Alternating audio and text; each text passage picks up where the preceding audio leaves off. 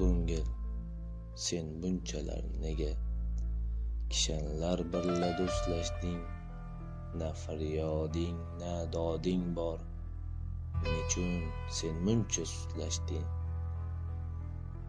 Haqoratdan dil og'rimas, tubanlik mangu ketmasmi? Kishanlar parchalanmasmi? Qilichlar endi sinmasmi? Tiriksan, o'lmagansan, senda odam, senda inson sen.